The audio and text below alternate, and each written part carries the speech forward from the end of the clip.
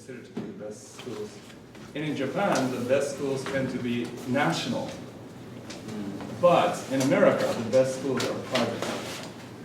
Which is, there's actually an advantage to having private university over a national. Can you guess what it is? If you're a businessman, you might be able to guess. What do you think is the advantage of having a private school rather than a national university? What do you think? It means you don't have to depend on the government. Do you understand? So like national university is fine, it's cheaper, but it means that you have to listen to the Ministry of Education. Everything that they say, do you understand? Do you understand? So that the Kyodai, Todai are recently, they're going to start a new system. It's called the Nenbose in Japanese. You know Nenbose? Yeah, it's a kind of a ranking, annual ranking system. That means that their salary will be cut if you're not good. If you're good, you get a high salary. But it's not a good system. But no, Kyodai and Todai can't say no to the government because they're supported by the government. You understand? Whereas Harvard or Princeton, they're basically dependent on private donations and managing. You understand? So because of that, we don't have to listen to the government or anything. You understand? So there's a much more freedom of learning, and I think we don't have to listen to bureaucrats. Bureaucrat, do you understand bureaucrat? Yeah. We don't have to listen to those people, okay? Because they are not professionals. Bureaucrats are not scholars, you understand? They don't know anything about how to teach or how to learn. So that's why I think that there's an advantage to having a private system. Of course, you have to be successful economically to manage the school. But in general, I mean, Harvard and Princeton have been around for 300 years more, maybe. Old schools, they're old schools. So that in that sense, I think, you need a copy yourself. So yeah, so I think having a private education in that sense. Some universities in America, actually, they don't have grades. No grades. They just have like reports, like University of Santa Cruz, UC Santa Cruz, for example.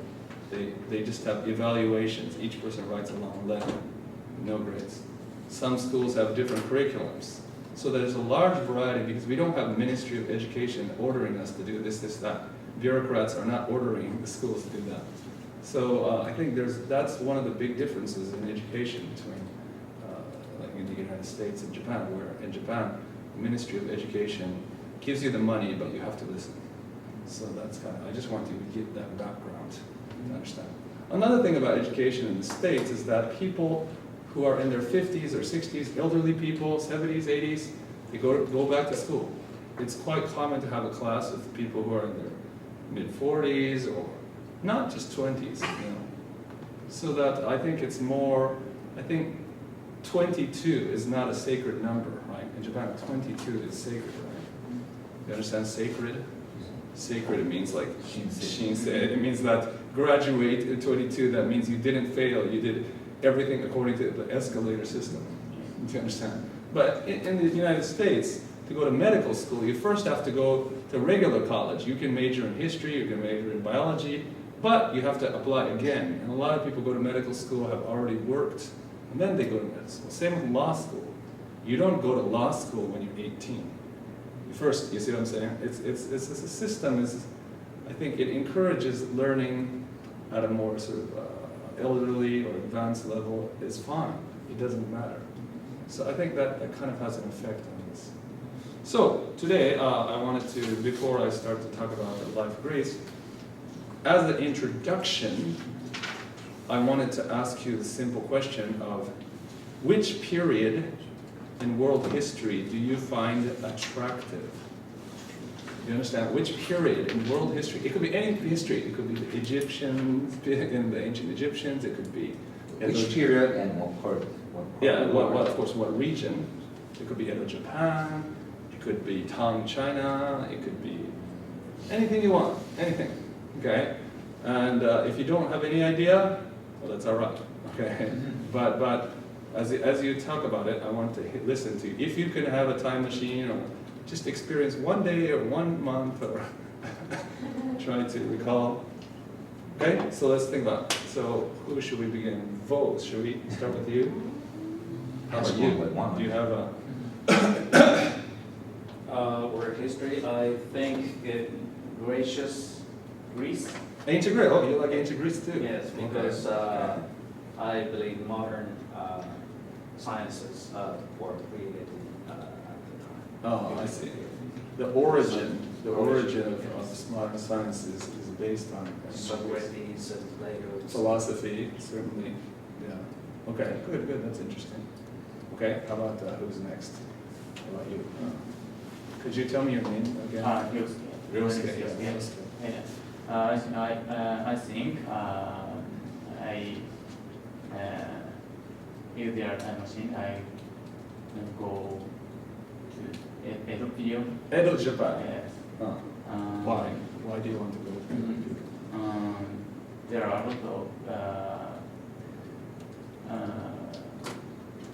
lot of people who study about new academics, Shishigaku or You know, Chinese studies, yeah. So I'm interested in those subjects. I see. Kokugaku and Yes. Shishigaku, I see, yeah. Good, okay, yeah, it is a period where, for the first time, learning starts to become very important in Japan. They have the Terokai system. Yes. It's an interesting period, I think, and a peaceful, relative peace for 250 years. That's pretty good. Same as Qing Dynasty. Okay, how about you? I'm interested in ancient Rome. Ancient Rome, okay, now you're interested. He likes Greece, he likes, okay, why Rome instead of Greece? Okay. There are differences between Romans and Greeks. Maybe the biggest nation region. Empire. Empire. Empire, I don't know how they keep that empire. Maintain. Yeah, maintain. Maintain the empire, okay. Yes, the Romans, were, a lot of what they had were based on Greek models. Do you understand? Like the Greeks were actually the models, and so it's quite interesting. They're not completely different from the Romans, but the Romans were famous for Roman law. They were the origin of all laws. They say Rome had the most sophisticated legal system. So that in that sense, the Romans were, they're also famous for their military system and their army. But Romans were also interesting because when they conquered another kingdom, they made the city very beautiful. They built good irrigational systems. Do you understand irrigation?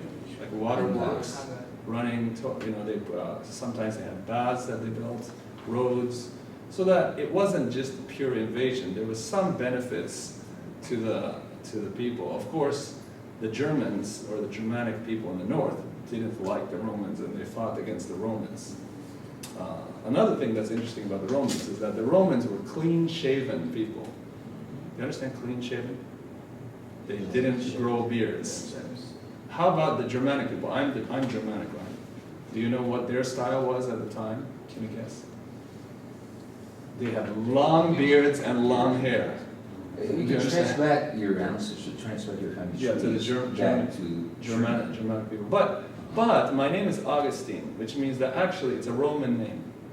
So we could have been conquered by Romans. We could be Roman, but probably Germanic or Roman. We don't know. But I have to do a DNA test. These days with DNA analysis. I mean, at what point your family trees or came to the United States? In the 18th century, early 18th century, so you can trace back. we know that the Augustines lived in Diederhofen, in a place, the village where they came from. So we do know that they were there. But before then, we don't know. Maybe they were in Italy, maybe they were in Tunisia. Because St. Augustine is from Tunisia, the person with the same name as me. What about your mother's side? Mother's side is from Ireland, England, Scotland, this area. So, but we say Anglo-Saxon, Angles and Saxons, which means that German and English, basically, we do look a little bit different from the Southern Roman, Southern European people because they have dark skin. They don't have blue eyes. And so that it's a little bit different in that sense. So, but yeah, the Germans thought or the Romans called the Germans barbarians. barbaros, which is the term that the Greeks used too for the people of the outside world. And they had many interesting differences between that. But now Italy is just like the economy is very bad, everything is doing very bad, whereas Germany has been very successful for the last several hundred years. So in history, we take turns. Some empires or periods, some countries become strong. Rome used to be the greatest empire for a long time. It's interesting. I think that your choice of Rome is certainly interesting. I'm interested in Roman history too. Okay, so next to you. What? Only Japan. Oh, no, but I'm just saying, just for fun. Just for fun.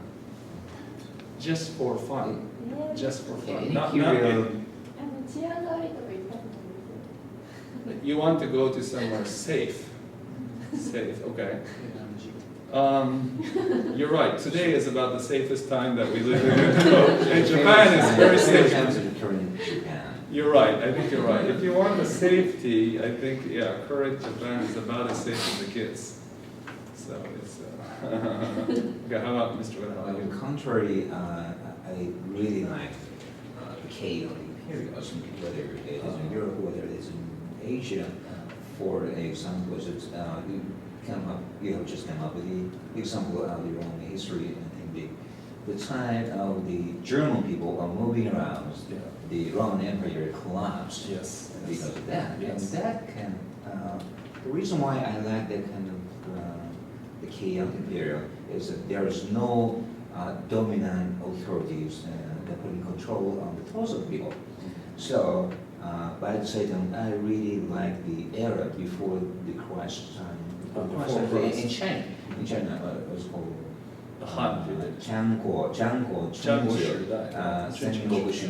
because at that time there was no controlling one dominant authority. In English it's called the Warring States. So the many schools of philosophies like Hyakasone. That's right.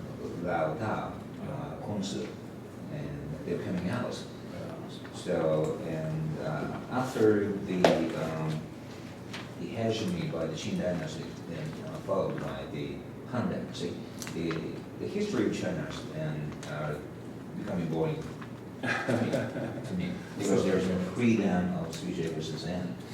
So, by the same time, I really like the current situation in the world, especially in the free world like the United States or Japan, because there is internet and there's a freedom of speech.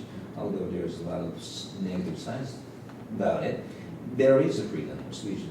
So many schools of thoughts is coming out. It's loving it. Good. It's good. So we have a very diverse body of opinions. So I think that's good. That people obviously it reflects your personalities. I think what you like reflects your personality. For me, I'm interested in ancient Greece, like we said together. We both think ancient Greece was kind of a special time in human history. It was a very intellectual time.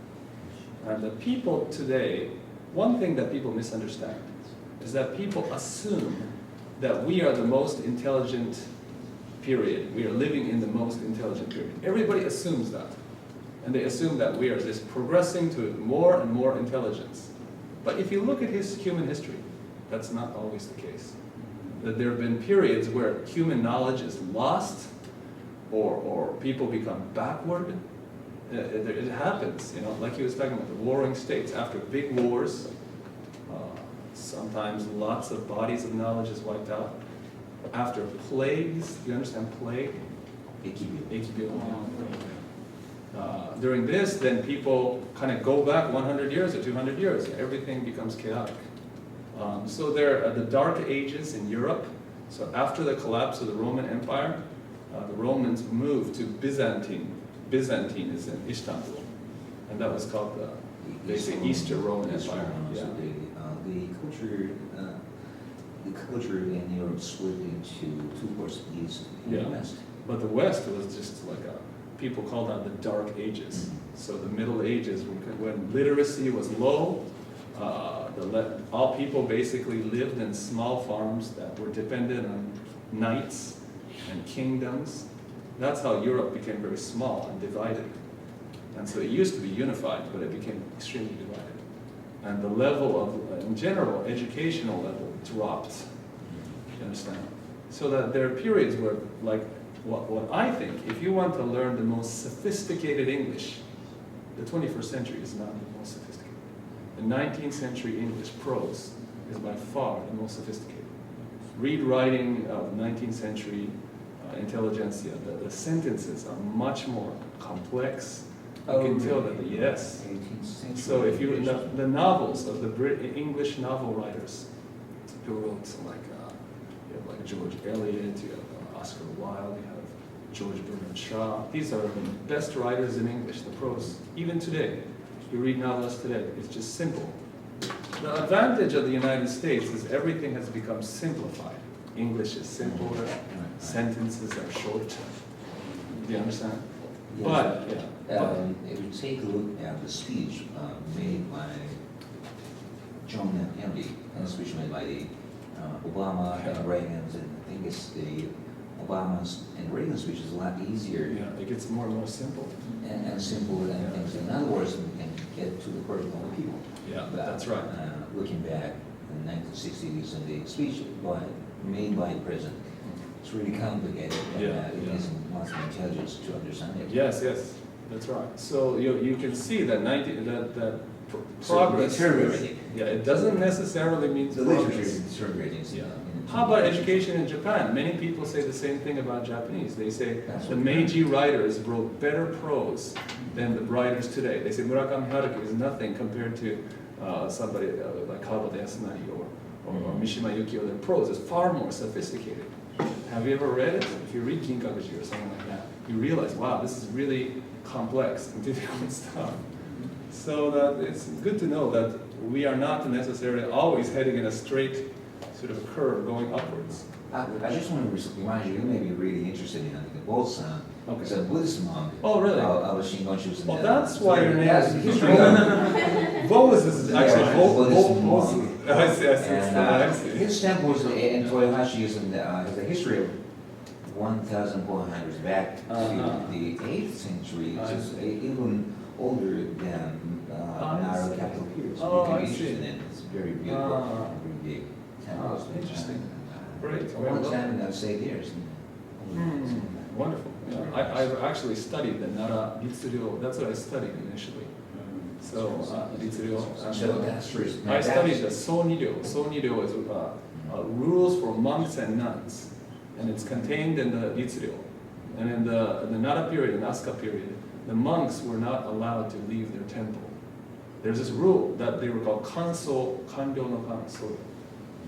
So that means that the state ordered them to pray for the emperor or pray for that was their duty. And there was a conflict of interest between the monks who wanted to save the people and the state that says, no, you can't do that. You see what I'm saying? It's kind of like Monka show. We were talking about Monka show. I say monkey show actually as a joke. But anyway, because they're about as smart as a bunch of monkeys. But anyway, these people, a conflict of interest going on. So that period was a period where monks actually broke the rules. Many people broke the rules. But the punishment for monks in those days were very severe. They actually had like 100 lashes, or beating, or you had things like take away their status as a monk, right? Or many punishments. But we don't know if people actually did this or not. There's no evidence. But anyway, I studied about this. I studied the Asuka period. You know, Japanese history, I think it's unique and hard to understand with regards to the religions from outsiders, for example, where actually the imperial communist is deeply rooted into one religion, that's Shinto, and the Buddhists should have been the enemy. But at one time, in some certain periods of time, emperor himself has become a Buddhist and trying to integrate the country by means of religion that is Buddhism. So, I think this is really strange and unique. Yeah, especially in that period. Shogun Tenno, he's the famous Buddhist emperor. He's built the great Buddha. He was one of the most moral emperors, I think. He always said, I'm not good enough, I have to try harder, which is a Confucian idea, actually. He's influenced by Confucian idea, too.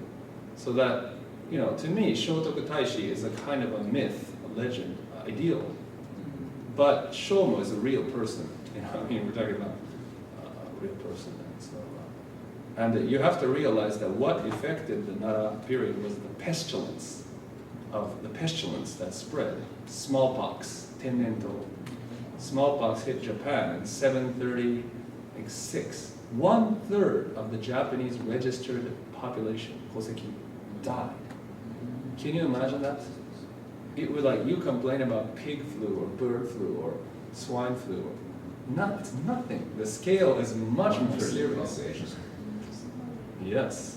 And so because of this, everything became chaos. The court became chaos. The monks didn't want to listen to the emperor anymore, so they want to be free. The Fujiwara family died, the princes, it doesn't matter, everybody, you know, So just died. that plague should have been the moment to change. Yes, and they did change. They did change as a result. Shomu used that to build the great Buddha. The Daibutsu was built as a result to say that we want to become better. They thought that it was their morality, the lack of morality that caused the plague, which is not true, but they believe that. You understand? They believe that because people are decadent and people are corrupt, they think that that's the Chinese idea, actually. Tenmei, mandate of heaven. If you're decadent, plagues will, like the punishment, like God's punishment, kind of like that. So that's a very interesting period. It's a unique period in Japanese history. Narasa is actually very. That's why I studied the Tang Dynasty in Narasa, because I feel it's different from Edo Japan. We talk about Edo Japan. It's so different, Naranaska. Oh, in what way? Oh, 100 different ways. But It's open to the world, whether there's lots of change going on between China and Japan in that period. the Edo period was basically closed because of China and Japan were isolationists. And of course, Japan was sending monks and students and politicians and courtiers to study at China and to exchange. So it's open to the world. They were open. In comparison. And also the Japanese people had a good relations with Korea too in that period. And also during that period there were wars too, but in general there was a respect between China and Korea and Japan, mutual respect. And the emperor was studied the Chinese laws and the Chinese classics very much, whereas Edo period the Chinese classics is Jushi, which is a little different from the original Chinese philosophy. So anyway, I'm getting sidetracked. Sidetracked. You understand sidetracked? Yeah, okay. So I wanted to talk about the Greece. Now, Greece is a unique state because it was the first democracy in the world was started in Greece. You understand? So if you want to study about England and America and Western culture, you have to study about Greece. Because democracy, which is Japan is a democracy too, even though it's not the same kind of democracy as the United States, it's more like a parliamentary democracy. It still the ideas of democracy come from Greece.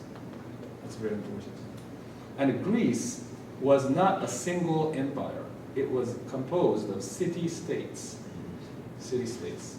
City-states means there's a city. Usually they have a wall. There's a wall around the city-state. In the ancient times, that was necessary because people would try to invade. And throughout the world, there are lots of city-states. Greece originally used to be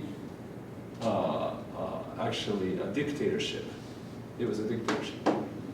And in Aristotle, he describes 3 forms of government, okay? There's a famous philosopher called Aristotle. Do you know Aristotle?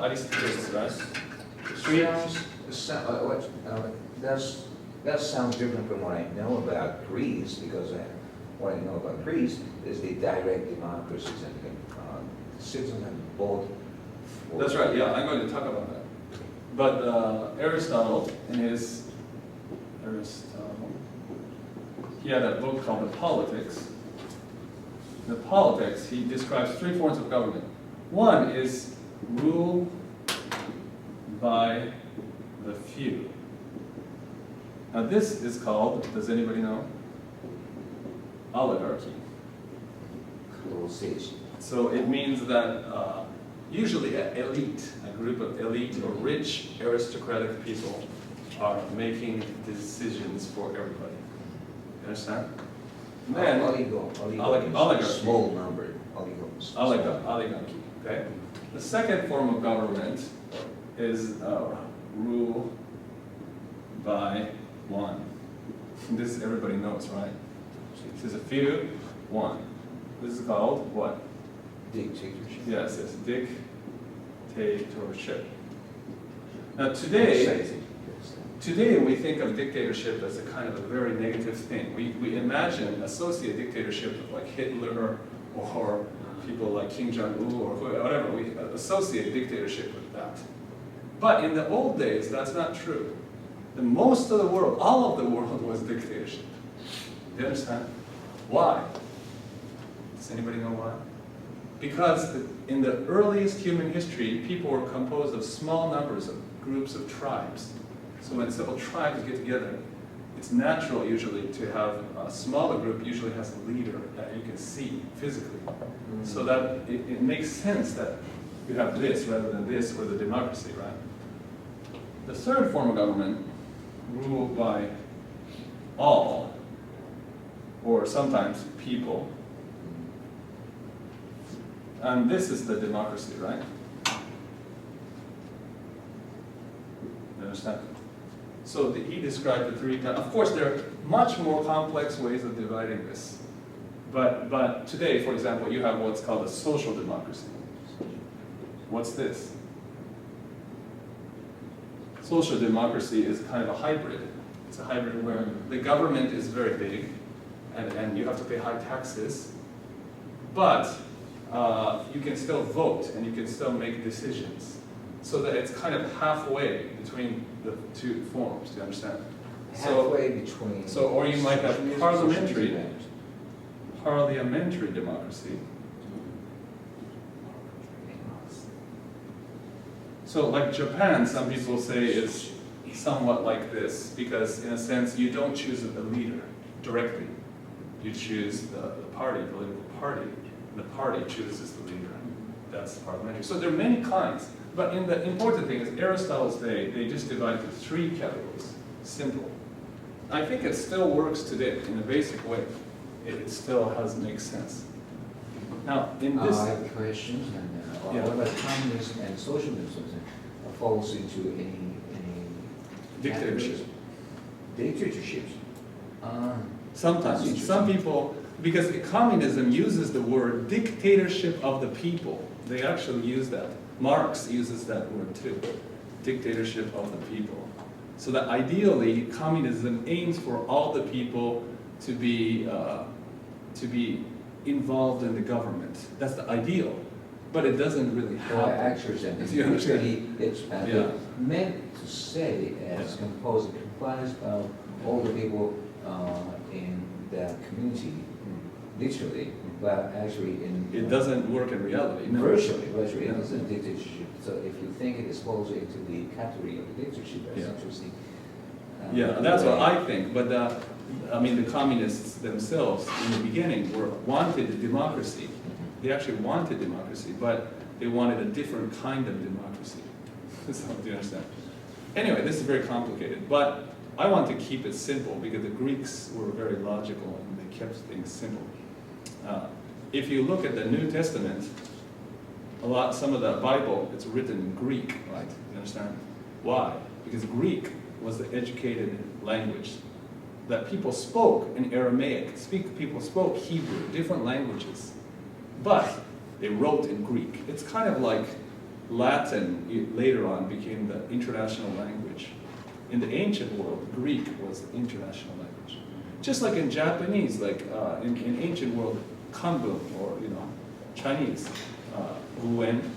This is the international language. The Japanese has to learn it, the Koreans have to learn it, everybody has to learn it. if you're intelligent, you learn to write in Chinese, pure Chinese form. Okay, so this was kind of interesting. So anyway, the reason why I want to talk about this is I want to talk about the case of Japan. I want you guys to discuss. I don't want to be just like me talking because it's not going to improve your English. Okay, so I want you to have a little discussion. What do you think, just in small groups, like two, let's divide it into like group of three, Well, three or two. always small groups. Yeah, but let's just have first a little smaller discussion. Dividing. Like, okay, so like two, we can talk two here.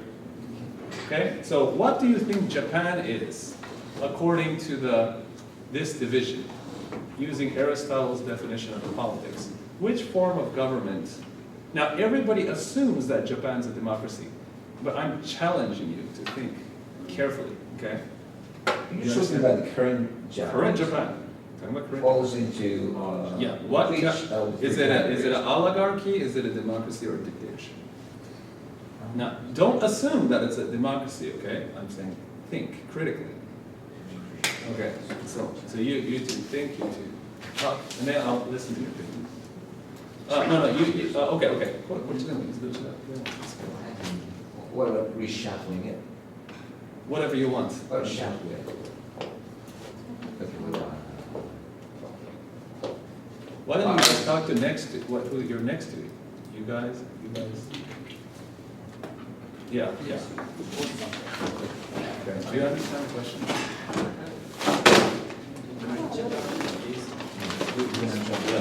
Why? Why? The important thing is why. falls into which of the three categories? In Japan? Yes. Why do you think? I think so too. Yeah, why? Why else? You don't have to be that way. How you think? Oligarchy ruled by just a very few number of people. Ruled by one What do you think? Top, yeah, elite. Or the democracy. Modern Japan. Trend of Japanese administration So they have to democracy or get Model would you choose to high survive? education. But You don't have the same opportunity. yes, Yeah, I think that's. unless So you're that's rich. what it's describing it as the oligarchy. That's it what you doesn't think. depend on So you one think it's Japan a ruled by tariff or Korean in Japan Japan. Now? Now, yes. Society Well, I think is oligarchy. His parents, That's what you think. take a chance to Why do you think so? choose right. So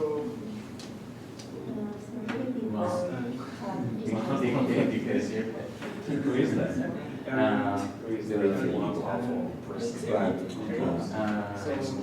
Yes, It was supposed to be democracy. If you have a chance to become, Japanese politics is supposed it's to not be equal for everybody. democracy. It's something of democracy. few people becomes elite.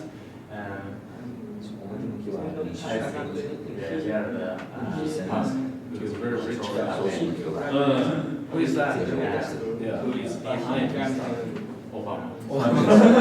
Okay. So you're saying that Japanese society is not funded by America? He also had lots of money.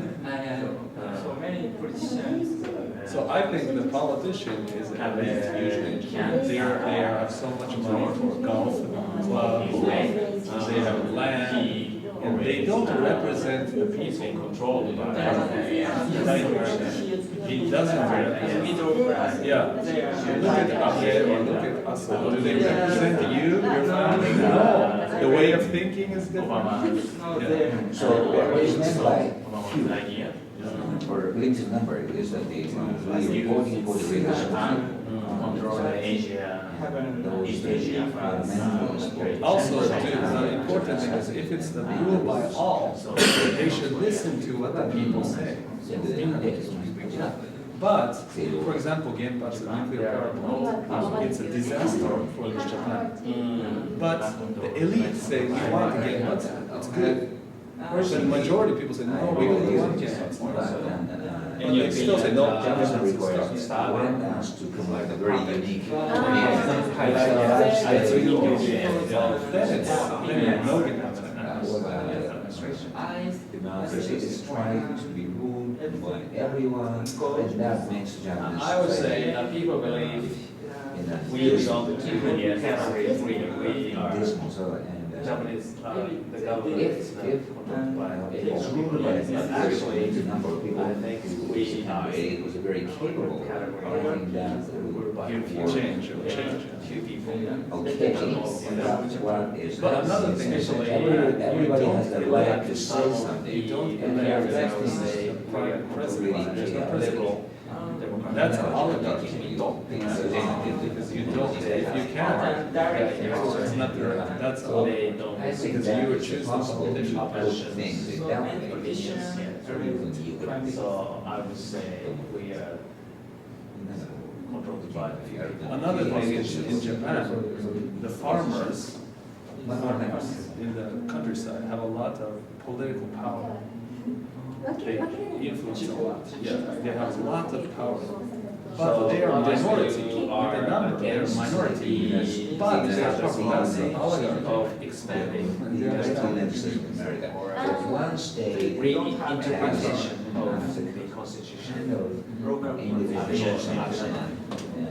No, no, local farmers have a lot of power, more than the city, people in the city. In So Japan, they why have a do you lot of think power in the people are election. supporting Think Islam? They have a lot of power. In Japan, The last election, Tanaka win people voted for. because he had a connection with the farmers. So the government supports the farmers support the government. Connection? Yes, it's like It a seems to oligarchy. me like people are It supporting. is like the United States, I mean, each state of the United States, how the independents have their own rules Okay. to So govern otherwise, the it's state, happening but too. when they get together, they make it one state, Yeah. the United States of America. So you can do that one way, but basically in Japan, Dangerous. Other way to say. in Japan it's more centralized. There are people who think,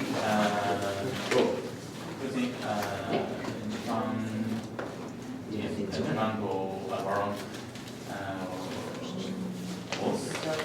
but they can't. It's not a dictatorship, but sometimes it's like that too. The Sometimes the prime situation in minister Japan has is too much more power. centralized. Like he wants to change the And constitution, the politics but is no, like a lot of people don't want to. But they force People them. who The same with the have Ministry of Education in Russia. power.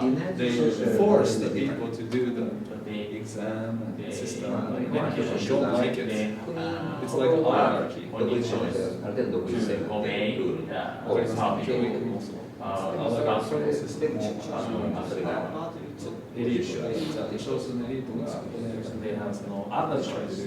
Everybody has to follow. It's not democratic. それは That's what Hashimoto is trying to do.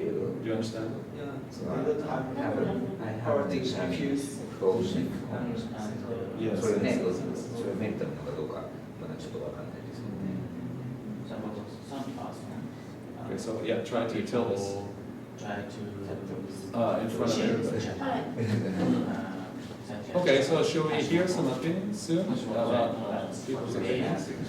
What? You can go first. Divided moments. He wasn't very successful. He was the same person, but now. So what do you think is the change? Mr. Hashimoto wanted to do the same thing as Mr. Abe is now trying to do, but he wasn't successful. No, But we're now talking about what Abe is Japan? getting Is Japan oligarchy? more power. Dictatorship? No, dictatorship or Why do you think it's democracy? Why? Which one? Mr. Hashimoto and Mr. Abe?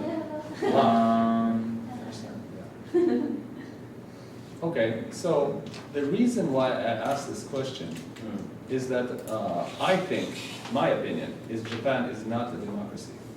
That's my opinion.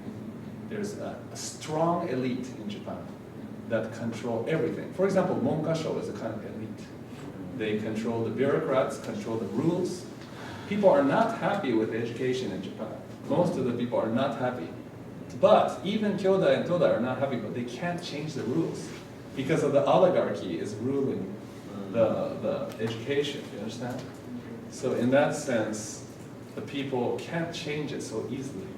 Same with nuclear power plants. Many people don't like a nuclear power, but the elite have a business interest in the nuclear power. It's polluting the country, it's ruining the ocean, it's doing many bad things.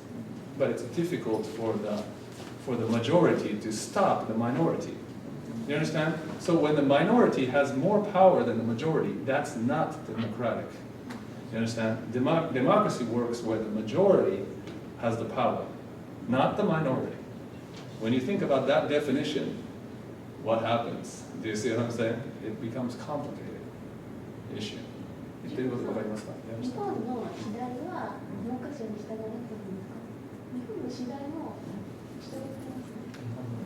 時代なんですね。Oh, they do. But the national university has more money. They used to get more money than the private school. Like 70% it used to get from the. I work in a national university, so I know the private university is less money. They have. Yes. Yeah, that's right. You're right. That's both good example of a minority deciding the rules for the majority. It's the same thing. Okay, any idea? Let's hear that in the groups, your ideas. What do you think about this issue? What kind of form do you think present Japan is a lie? Mr. Aizawa made a very interesting point. He said that Japanese society is now being controlled by one person. Who's that? Barack Obama. Oh, that's funny. That's funny. Like the puppet. And so that's a colonialism. That's colonialism. Yeah. Colonialism, okay? 植民地主義支配. Yeah, you can argue that as long as you can argue. How do you think so? Why? Recently, Abe said, 集団的自衛権 right to exercise military. I think, in my opinion, America used Japan to control the East Asia. Using Japan to control Yes, as a ship.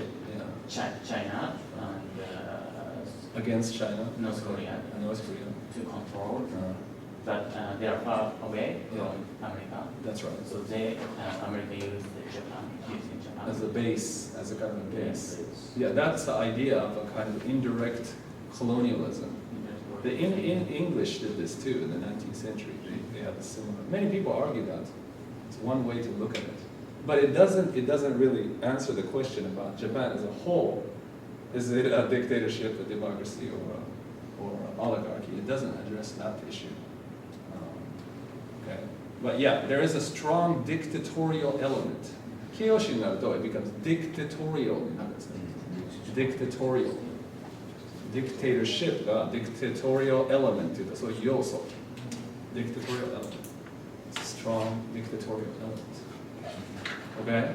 So, okay, definitely, I agree. And your example of the Ministry of Education is also rather or oligarchical. I wouldn't say dictatorial. Dictatorial is very extreme. That means one person. I think it's more oligarchical. Oligarchyの場合は oligarchical, C-A-L. Oligarchical. Oligarchical なんですね。It's not oligarchical. It's oligarchical. Oligarchical. Oligarchical. これ使いますよ。We use this a lot in writing and essays. Journalism, we use oligarchical. The Ministry of Education is oligarchical. They're a minority. They didn't even have degrees in education. They're not PhDs, but they just passed the test. But they have authority and they order the people to do things. I mean, yeah. So, for example, right now Japan is trying to change to this annual salary system, Nembose. All the Japanese universities are against this. All the Japanese universities. My university is against it, Kyodai is against this. Why is that? Because they do not want their retirement money to be divided according to what the Monkasho thinks is good. That takes away from your retirement money. You understand? Nembose is what they do is they take your retirement money into a big, huge thing, and then they divide it. You're A rank, you're B rank, you're D rank. If you're A rank, you get lots of more money. That's the systems that they're applying in the United States or other countries. Not all the universities, not centralized. It's only some places are being divided like that. But in Japan, the Ministry of Education is trying to do this universally all at once in a national university. It's just starting. And in my school, all the professors are against it, like 90%. Okay? But they don't care. They don't listen. They don't listen to what the... If you don't listen to the majority, it's an oligarchy or dictatorship. Understand? That's a good example of not really democratic. So I complained and I raised my hand. I said, これ自体が民主的ではないですね. I said that in the meeting. I said, this is not a democratic system. If you order the professors who are professionals to do something like this, that's not professional. I said, that's not democratic. Of course, Ministry of Education, they don't care because they have power and money. So it doesn't matter to them what the professor thinks if they're kyodai or whatever. So it's a good example. Okay, any other example? You had it. With her. Yeah, what do you want to say? Yeah, she just said about the education. Yeah. Any other examples? Something about, please say it. Yeah, you didn't say it. I think Japan is oligarchy rule by the few. So most don't have equal opportunity to take an education. Receive education. So I think elite creates elite. For example, politicians, parents, and children, Inherit wealth. But they are not middle class people. They may be highest class elite. So such a few people have power and move Japan and decide a lot of Important decisions. So what you mean by the oligarchy that Japan is administered in a way which is oligarchical is that they're ruled by a very few a limited number of people, Yes. and it's exclusive. Yes. So their descendants will inherit the authority of ruling Japan. That's what It's you kind of mean. like the Fujiwara family who ruled Japan for so many centuries, right? Yeah. And look at the Aso, and look at Abe, and look at these. The grandparents are Koizumi. They were all politicians' families, and America's the same. Same. Yeah, the same. It's like a royal family. There's no official Clinton. royal family. Yeah. Clinton, well, I don't know, Kennedys. Their family is served as something. Yeah, they're oligarchy. They're kind of an oligarchy in a sense. It's very kind Yeah. of the inherent. We don't like that. A lot of people don't. Politicians, if you're very powerful politicians, you need your parents to be very famous, powerful politicians. Yes, in yes, the that's right. United States. That's what's That's right. happening here, oligarchical. Whereas I would say my position, well, actually, our group's position is basically is oligarchical in a different way. Okay. Because we are selecting, but voting for the member of the Diets, member of the representatives, House of Representatives by means of elections, and those elected people, selected peoples will rule. And that's what's happening here. So it means you can say that a few number of people are ruling Japan, but it's not as exclusive as you said. But since Johnson's want us to come up with a very unique opinion. Yeah, I want you to challenge the status quo. Okay, I'll actually change the Status quo. Do you understand status quo? Okay, well, we can say that it is Status quo is 規制. This kind of status quo. So challenge, in English we say challenge the status quo. 規制概念を呼ぶ. Challenge status quo. That means I want you to think, the normal person would say, of course Japan's a democracy, we have constitution, we have election. That's a normal way of thinking. well, actually, and by legally, Yeah. I think it's oligarchical because the rules are determined by the The member theory. of Diet. Yeah. And that's what is happening actually, but I would say is try to come up with unique opinion. I think this is Japanese way of administration is democracy. On the surface, I would Well, say. actually, The that's what surface. is happening. It was ruled by all the people. Yeah, So by all the people and things, everybody has the right to say something. That sounds really good, but we Japanese are losing the cutting edge to the China or the Korea or other developed. I mean, they're advancing countries when it comes to the controlling the politics, because everybody says something, and we are losing the effectiveness of conducting politics, and that's what's happening here.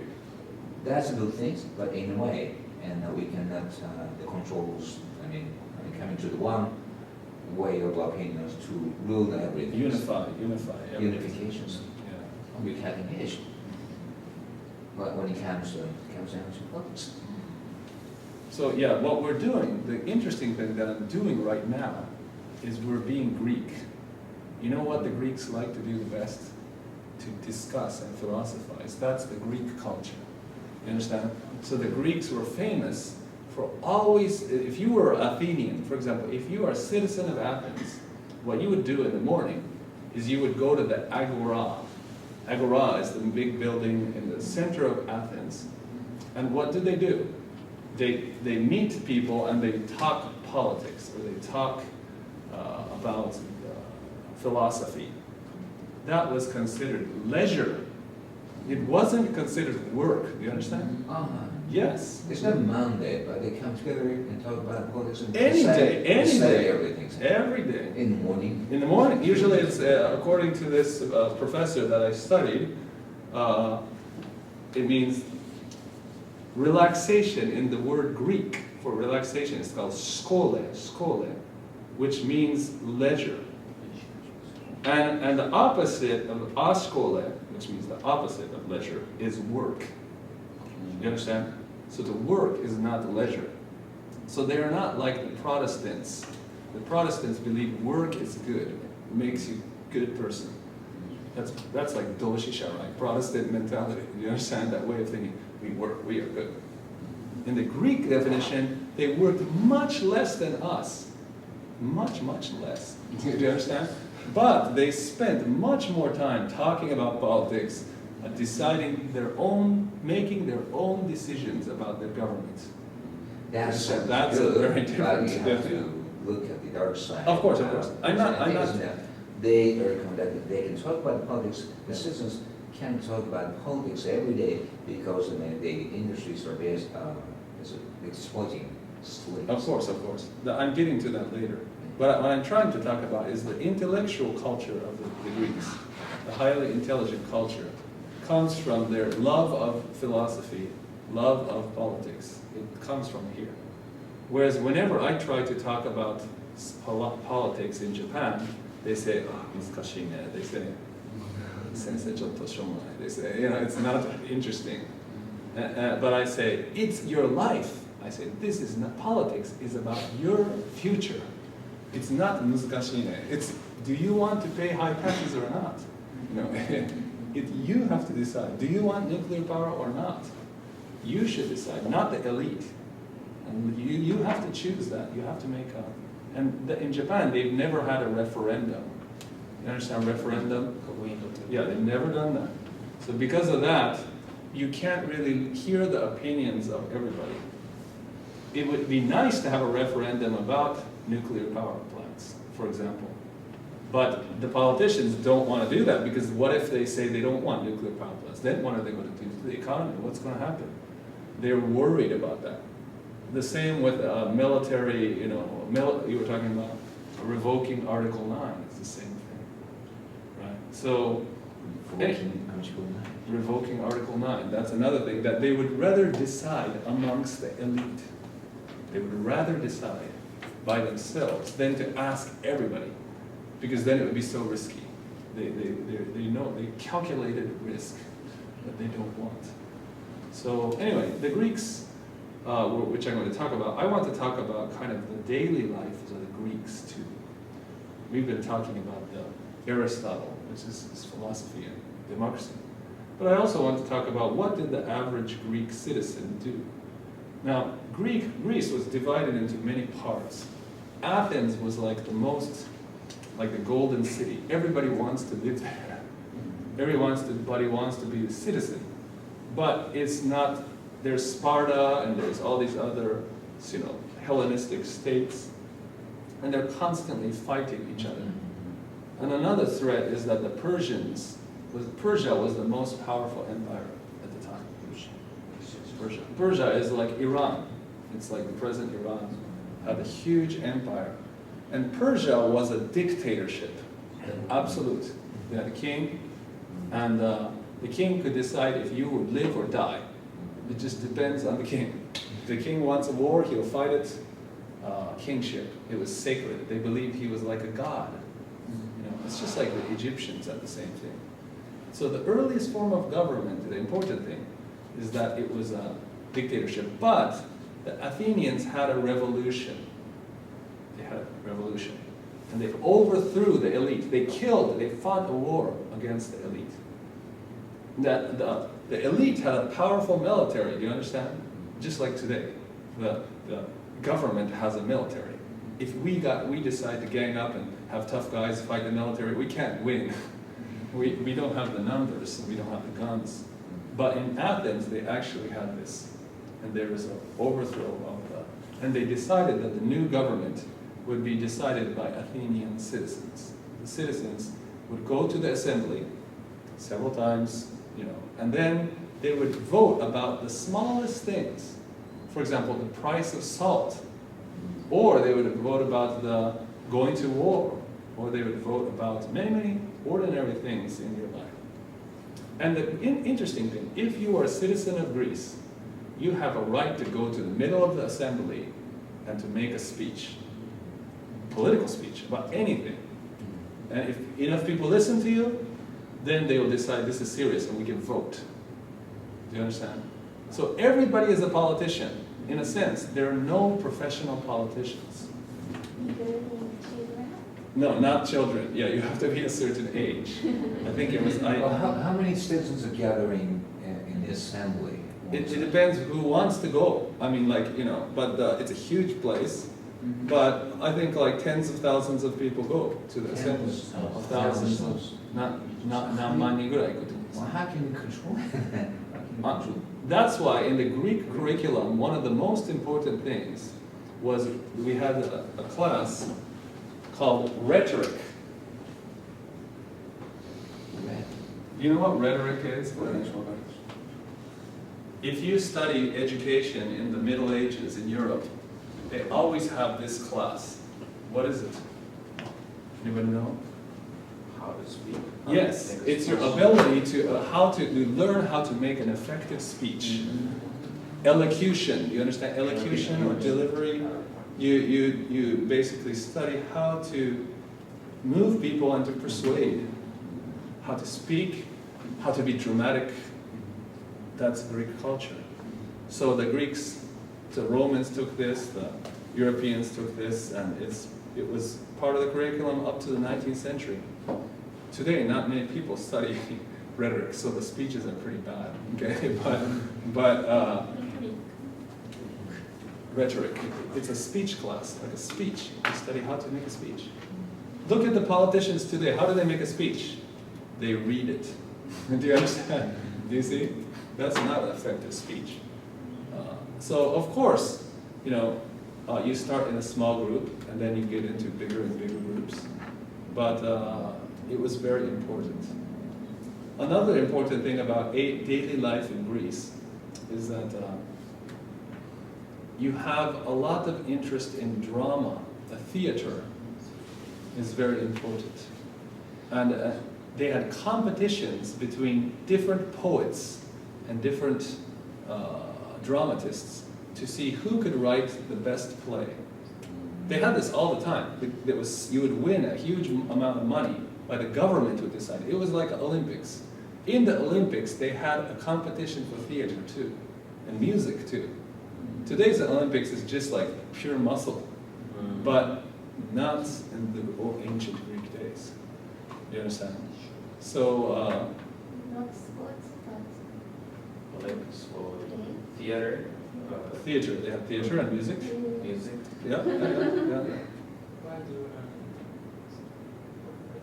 Politicians. government give huge money to Because such a- people valued poetry and theater a lot. Your ability to speak was as important as your ability to run.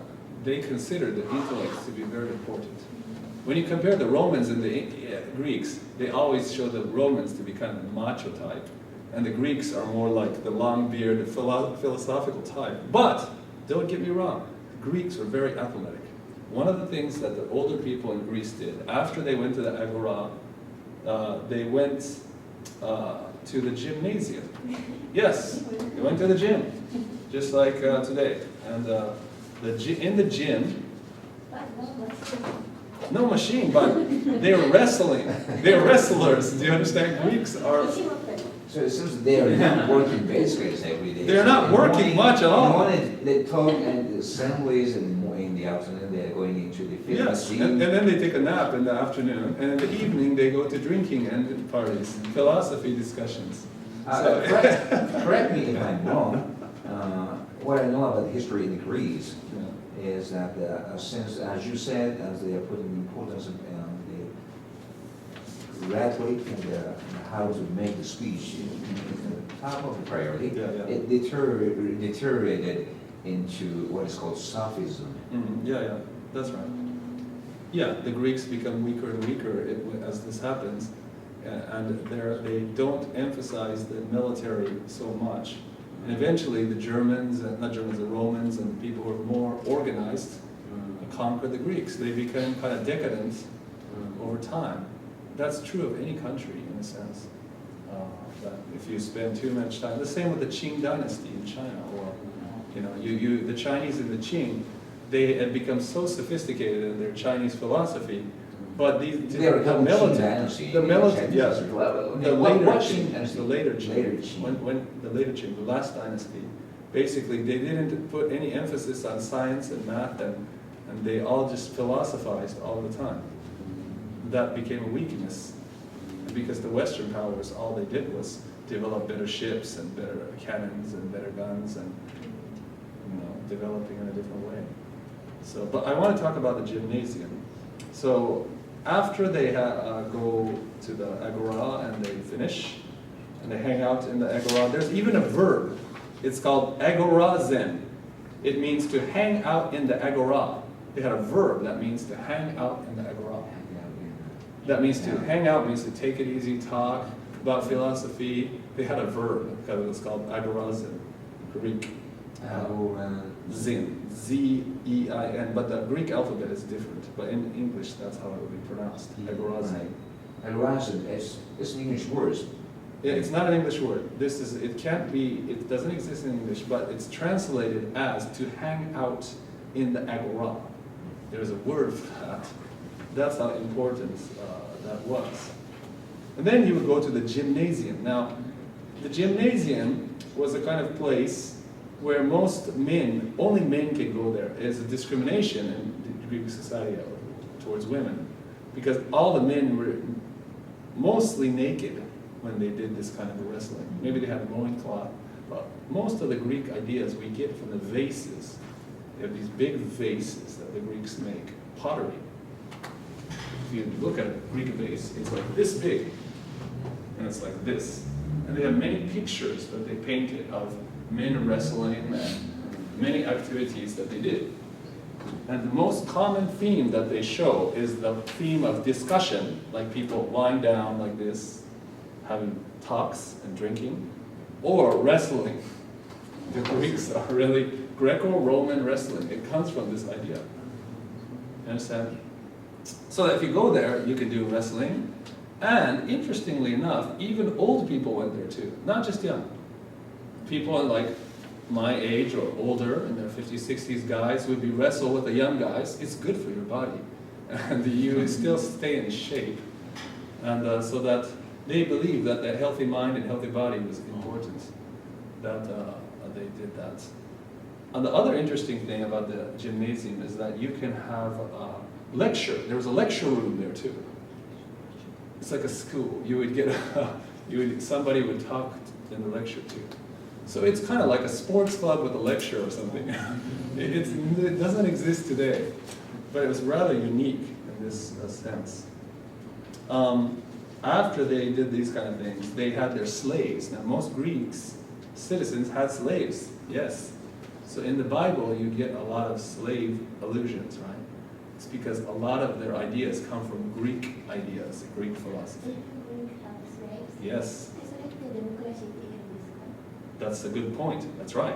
So it's not an ideal democracy, but in the old days, Democracy among the selected people. Selected people's democracy. So the women and slaves would not. It wouldn't be good to be a woman or slave, because A, you couldn't go to the gymnasium where they're all naked men, and then B, if you can't vote in the assembly either, and you also can't go. So there's not good for women, but it's not good for anywhere in the world if you're a woman. Up until the 20th century, all women would have been discriminated against, no matter what. So if you study in America, they have a major called Women's Studies. In Japan, they don't have this major, but in Women's Studies, they study things about like history of women or history of this and that.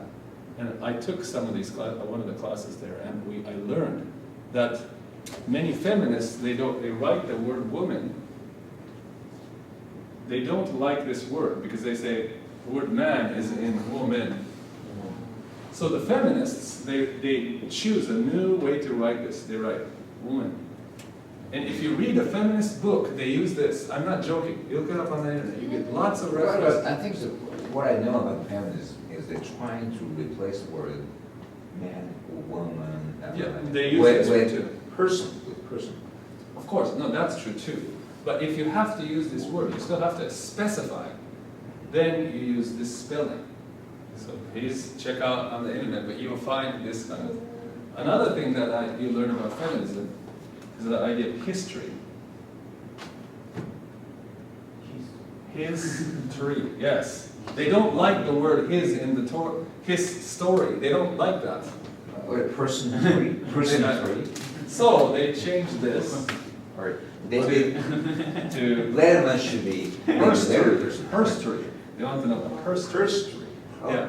herstory. Well, it's sexist too. I know that, but no. When you want to know about what did women do in a certain period, you want to study the herstory of women. You understand this? So Is that politically correct? yes, it is politically correct. Yes. Many people should be against it. I know it's ridiculous. Many people fight about this, but it's good to have discussion about this. It doesn't matter if you agree or not. But like, for example, one of the books that I read, it said all sex is rape. All sex is rape. I said, it's not true. All sex is rape, and they assume that all sex is. You mean in intercourse? Intercourse, yeah. They said that the masculine, sadistic male forces the female or tricks the female into having intercourse. That's the idea of sex. That you learn this in the class. But my friend was an anti-feminist. I had a roommate who was anti-feminist. Male or female? Male. So he was very angry, and he went to that class to argue in the women's study class with the professor. There was like 100 students or something, and the woman was explaining the idea of the rape, sex. Sex is often rape. And then he raised his hand. He says, "Look, I brought a Playboy magazine." He showed the Playboy magazine. He says, "Look at this. Look at the pictures." And he says, "In some of the pictures, it shows the woman is controlling the sex. In Western sex, at least, it's like that. Okay, because in Western sex, women are very strong, so that the woman controls the man, and the man is just passive in the sex. Do you understand?" So she says, "Is that an example of all sex is rape?" No. Do you understand? So that he would argue against the This professor. is a more for So I laughed when I heard that story, because I thought, who's going to argue against the woman's feminist professor? It's like the most terrible thing to do. But students are all female. Majority. In the women's studies, it's like So there's some very few You can take it as a man. You can take it. My friend took the class, but it's Stress me. it's you're a minority, and all the women are always looking at you. You men are bad. You discriminate and subjugated women and use them, and there are so many bad examples which are true. The men did, like in China, they bound the feet of women that they couldn't even walk, or there's so many things. They made the black teeth for the women, or all kinds of things that they did to women. So I think feminism, it's good to study about feminism. It's not bad. But that's interesting. So we can debate or argue that on that issue someday. But yeah, it's a different issue. what I understand from literature is that basically the citizen in Greece is not producing anything. Like the productive part of the society is done by the slaves, basically. Yeah, they depend on tribute. Do you understand tribute? Tribute. Yeah. Choko. So the weaker states that are nearby are defended by the Greeks, who have a stronger army. So they pay the money to Athens. That money is enough for them to not work so much. Do you understand? So that's how the citizens were supported, in a sense, while they were strong. And the Greek lasted a long time. I mean, several centuries, Greeks were able to live like this. And the Greek army was volunteer army. That's the difference between when the Greeks fought the Persians. The Persian army was professional. Do you understand? That means the army was basically made up of the people that were always soldiers. They were never anything else. They were 100% soldiers. Sparta is the same. You understand Sparta? Sparta. They had a professional group of people who were always army. But in Greece, you had some people who had a different profession, but when there's a war, everybody goes to fight. That's the same system that they have in the United States, the drafting system in the war. If there's a war, you get drafted. But normally, you don't have a draft. It's different from Korea. You say that once again, the system in Greece and the United States, at that normal time, it's only During the peaceful time, there is, of course, there's a small professional army. There's not, basically voluntary. If you want to get money, you can become a professional soldier, officer, shoko. Yeah, at the time of war, it comes the Then, if a time of conscription. yes. Systems. Yeah, you will get an order. So it's interchangeable. Yeah, so it like Elvis Presley, for example, he served in the army. He didn't have to serve in the army, but he was drafted. And so that even though he was a millionaire, he still went to the army. You understand? So it's a good example of the draft. But, and the Greeks had the same thing. But the amazing thing is the Greeks could defeat the Persians in the war. And they did. That the Persians came to invade all of Greece. They wanted to invade all of Greece because they had a lot of resources, and they thought, these Greeks are so, they don't listen to us. Very powerful, very capable. Yeah. Leaders of Alexander the Great. That's later. But the Persians who first invaded in the early period, this was just at the beginning of Cleisthenes, this early age where Greece first became a democracy. And they fought the Persians with a voluntary army of everybody. You understand? Professional army. Yeah, and they even discussed how to fight. They even discussed that in the assembly. Do you understand? That's different from any other period. Usually in war, the generals or other people, they say, you do this, you go there, you fight there. Just follow. But the Greeks, no. They even discussed about the type of boats they're going to use, the strategy. They even discussed this. I'm surprised they didn't have any spies, okay? You understand? But they were clever. They got the Persians. The Persians were invading Greece, and there were many islands like this, like this. And the Greeks had small ships, and they had long ships that were kind of like this. Greek ship would be like this. And it had a lot of oars. People were kind of row the boat, a lot of people. And on here they had a ram. It's like a sword. It's built of iron, very tough. And the Persian ships, they got all the Persians to come here. They sort of seduced the Persians to come into this narrow place. And then when they couldn't move in single file, they used these small ships to destroy, to fire, to destroy them, just like in China in the ancient warfare. The Greeks were much smarter than the So Persians. that strategy is determined by argument and discussions in the parliament. Yes. That's interesting. It's very interesting, and it's only the Greeks who did this kind of thing. There are many things that are unique to the Greeks, but even their warfare is like this.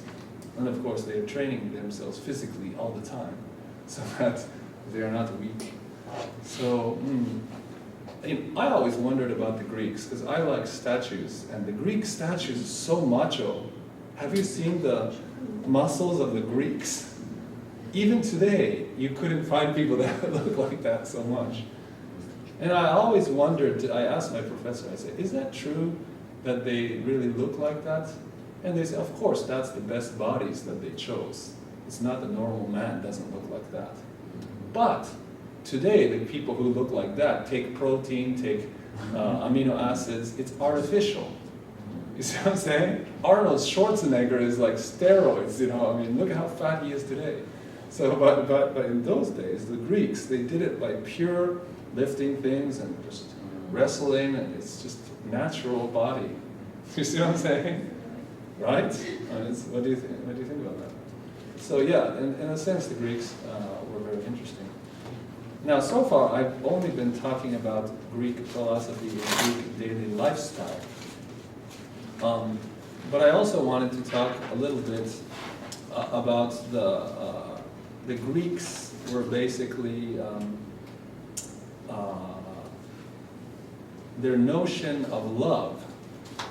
The idea of Western love comes from romantic love, has its origins in ancient Greece.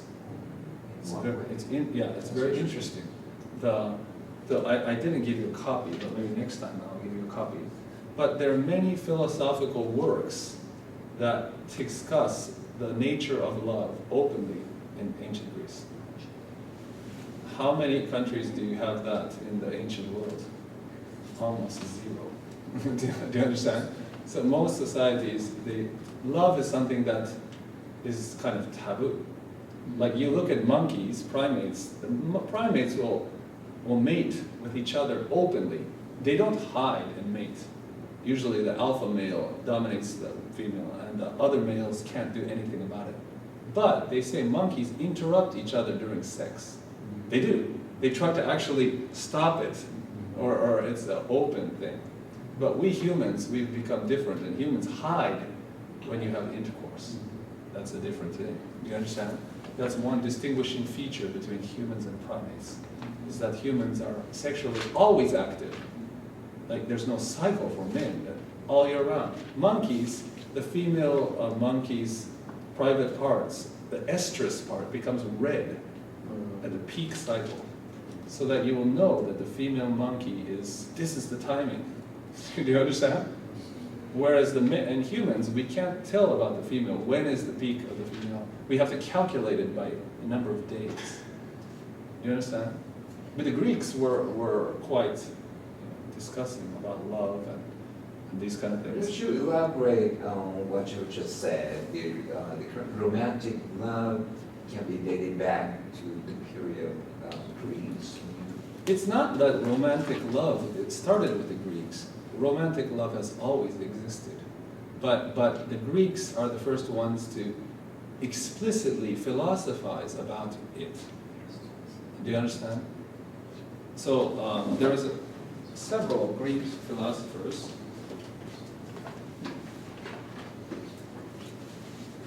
So I teach a class called Kodai Shisoshi. When I talk about Kodai Shisoshi, I always talk about love, because my students like to talk about love.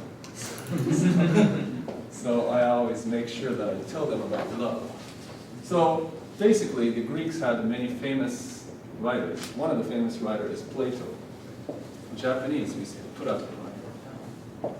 Plato was a serious guy. He's like Aristotle, but he also liked to talk about love. And in it, there's two of them. One of them is called the Phaedrus. The other one is called the Symposium. These are the works that he wrote about love. He talks about love. Phaedrus. So the Phaedrus is, these are both kind of allegories. Allegory. It's like a short moral tale about what happens, or some story. Like a guwa toka, tatoebanashi kind of. So originally, according to the Greek idea, human beings, woman and man, were one. Do you understand? In the old days. So in the Greek belief, in ancient Greece, there were the Titans. Titans. The Titans had 2 heads, 2 arms. I'm not very good at writing, but look like this. You understand? Like this. Titans. The Titans were very powerful. So powerful that they were more powerful than the gods, about the equals. You understand? So the gods were very afraid of the Titans. So they cut these in half. You understand? They cut them. And when they cut the Titans, the woman and man became separate. Do you understand? So according to Greek philosophy, the woman desires the man and the man desires the woman. Is because they want to be one. Do you understand? When we become one, that means that they become powerful again, like the Titans. Do you understand? So that's the explanation of the Greek explanation of the myth. The Greeks had myths about everything. I mean, if you study the ancient Greek myths, you realize they're very sophisticated. Some myths are simple. Some myths are very complex, sophisticated. And why did this happen? It's because the Greeks had competitions, poetry, competitions of drama all the time. They raised the level of the literature very high. You know, today the Akutagawa show, people who are garbage, right? Garbage get Akutagawa show, okay? But in those days, the competition was like Sophocles or Euripides. These are Greek tragedies, Greek tragedians. They were serious business. I've read some of their tragedies. They're as good as the dramas today. The story is very dramatic, right? Now, the Greeks liked tragedy better than comedy. They're famous for tragedy, okay? If you want to read famous tragedy, read Oedipus Rex. Oedipus Rex.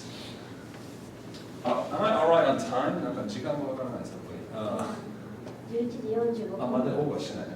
何時まででしたっけ？ 2 hours, right? Okay, じゃあ15分ぐらい遅れたんで I'm late, so I have 30 more minutes, okay? Is that okay? For 2 hours, okay? ここまで any question? So was the boat named after that, Titanic? The boat Titanic.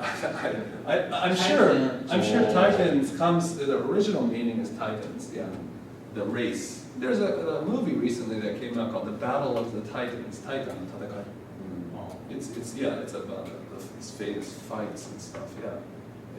Anyway, what was I talking about?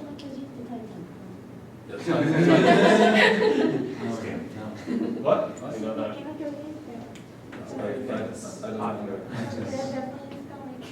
Yeah, many Japanese comics artists use the names from Europe or Greece. I'm not surprised if they did. Video games people use the old Latin words too. So I think it's possible. Anyway, Greek tragedians, they like Oedipus Rex. Oedipus Rex. Now, Oedipus Rex is a story about a man who tries to avoid his fate. You understand? Not called Rex. I'll get to that later. But good. Oedipus was a man who was born And the oracle tells your future. Like you go to the oracle says, this is going to happen to you, this is your fate. And the Greeks believed in the fate. And so Oedipus had a bad fate. His fate was he's going to kill his father and sleep with his mother. Do you understand? How do you feel about that if your fate is that? Right? So yeah, it's a terrible fate. So what does Oedipus do? Oedipus decides to avoid his fate by leaving where he lives. He goes away, lives away from his country. That's what he does in the play. Okay, and then he has many adventures. But one day, he's met by a fierce somebody else, and he gets in a fight, and he stabs this person and kills him, which turns out to be his father. You understand? And then he also somehow meets another woman, and he falls in love, and he sleeps with the woman who turns out to be his mother. Do you understand? So that by avoiding his fate, he fulfills his fate. Do you understand? So so if you look at the movie Star Wars, do you know Star Wars? Luke Skywalker, that's based on this kind of a Greek tragedian model. They use this over and over again. And there's a famous book called The Hero with 1,000 Faces.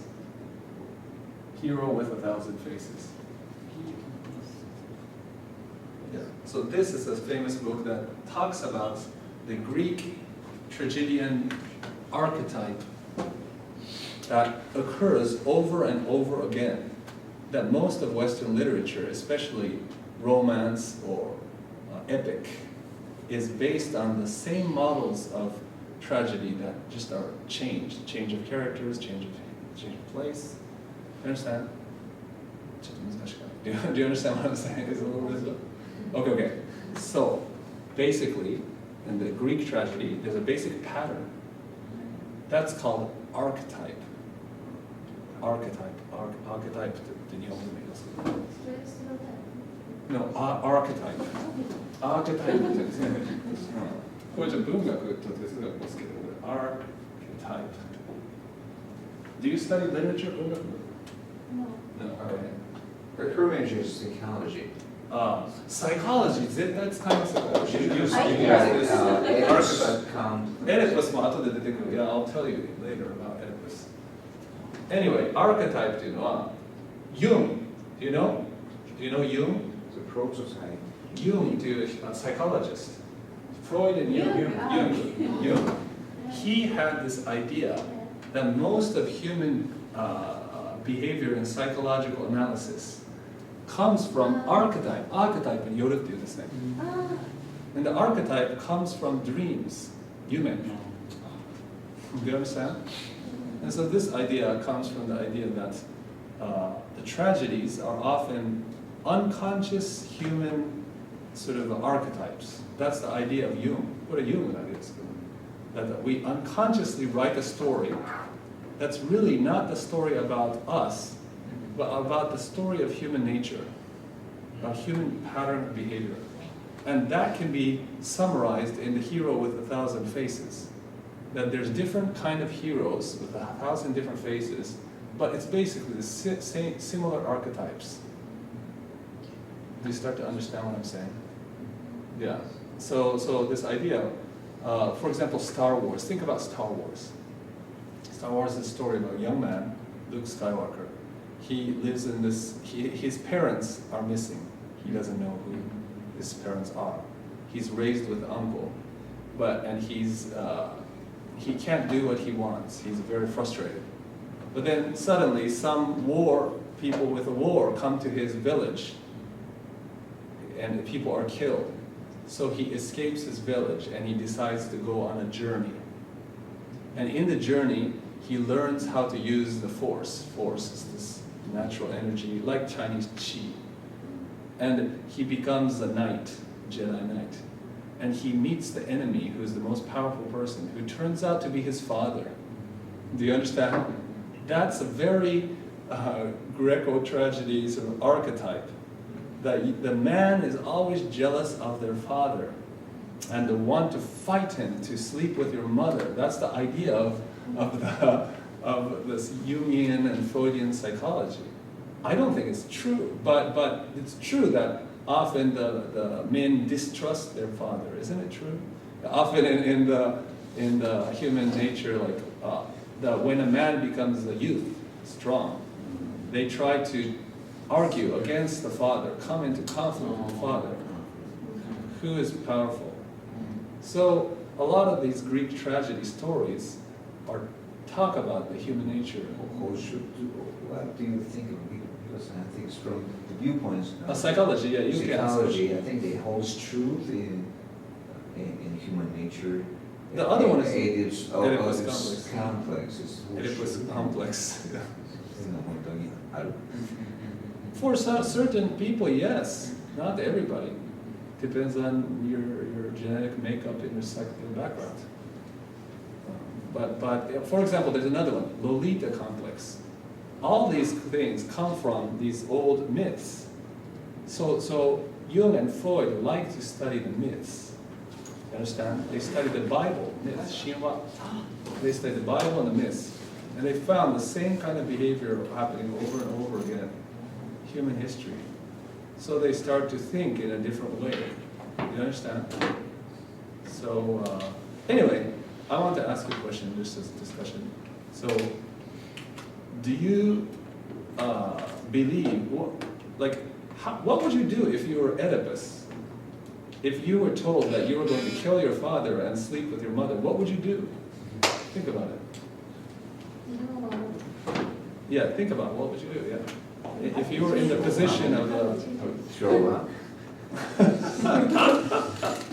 Involuntary, I throw up. He did. He gouged out his eyes after he slept with his mother. He gouged out male, he was so horrible. It's true, the story of Oedipus. Is that a fate? King, yeah, it's king. It's a fate. Yeah. So, yeah, it's this idea. No, but in Japanese family, how about, do you think it's true that the father and the son come into conflict? Yeah. I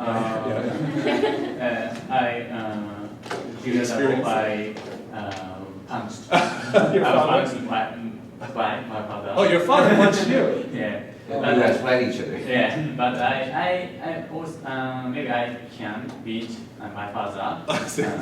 I'm very muscle. Your father's big and strong. But I can't defeat my father in mind. Mentally. Yeah, mentally. Your father is mentally strong. So the children should defeat their parents Respect mentally. So, and if they can't, they very frustrated. Such a situation. Yeah. Okay, good. Anybody else? Wilson, have you ever had that kind of conflict with your father? Not with me, but I find that this story is repeating in the Japanese comic magazines like Kyojin no Hoshi. It's a baseball game. The player fights his father. Yeah, And yeah. also Oishinbo, the main character fights with his own father. Yeah. So you can say that it could be an archetype. It could be a pattern of behavior that is repeated unconsciously throughout human history. So it's archetype. You understand? Yeah, Kyojin Hoshi is a good example. Eventually the son becomes more powerful than the father. Same with Luke Skywalker. The Darth Vader is initially stronger than the main character, but he cuts off Luke's arm. But in the end, Luke becomes more strong than the father. Yeah, it's this kind of strong story. Do you have like I have a fight with my Father? husband. He's a big resistance for me, so I want to defeat him in terms of financial or You your social status or You have really respecting him for your life. respecting him. Really. Yes. Respect your father. It's important. He's In some aspects. Some I didn't respect. No, not everything. No, of yeah. course. He's a student at the medical. Oh, he's a surgeon. School at Kyoto University, and Oh, I his see. father is also. Oh, your father's also a surgeon. Graduated from the Kyoto Oh, I University. see, I see, I see. But I think it's this universality, not that we should fight the father, that's not the point. The point is that it's a universal phenomenon that when the son matures, he will try to come into conflict with the authority of his father. Do you see what I'm saying? Authority, your father's authority, kinyu. You try to say, no, you're wrong about this. Maybe your father is old-fashioned or he's not open-minded. You start to have conflicts like that. You have an idea? Yeah. Well, actually, I have a father since I was 3 years old, and my mother plays the role of father, so I did have conflict with my mother. It's like she is a father. She plays both. I had that kind of conflicts when I was very young. So in the sense, the Greeks, Freud and Jung were interested in the Greek tragedies. But I think the tragedy of Greece are also interesting from one more perspective. I hope I have time for this. I'm trying to summarize everything quickly, so it's difficult. But anyway, the Greeks believed that tragedies were superior to comedies. They believed that if you watched a comedy, they thought, comedy. They thought comedy is not a serious business. If you want to be moved, you want to watch a tragedy. Do you understand that tragedy? So, in the Greek tragedy, they depict the decline of the hero. The decline. They don't defeat the part where Kyoji no Hoshi, where he becomes the #1 guy, the #1 pitcher or something. No, they want to depict the part about the Hoshikuma where he becomes a middle-aged man and he becomes weak. Do you understand that he no longer is the same? That part they're interested in. That's interesting, but why is that? Why is Greek thought tragedy is superior to comedy? I think I can think of two reasons, and one is that it holds some truth in life. Like a Buddhist perspective, so it you would show hold some true. from it, or they have some catharsis with tragedy in comedy. Well, why doesn't everybody here think about this question too? Like, if you're going to watch a play or drama, which would you want to watch? Like a Hollywood story where the good guy wins and everybody lives happily ever after? That's a Hollywood kind of story. Or to watch kind of a tragic movie where the good guy tries so hard but the circumstances are so difficult that they struggle to the end and dies.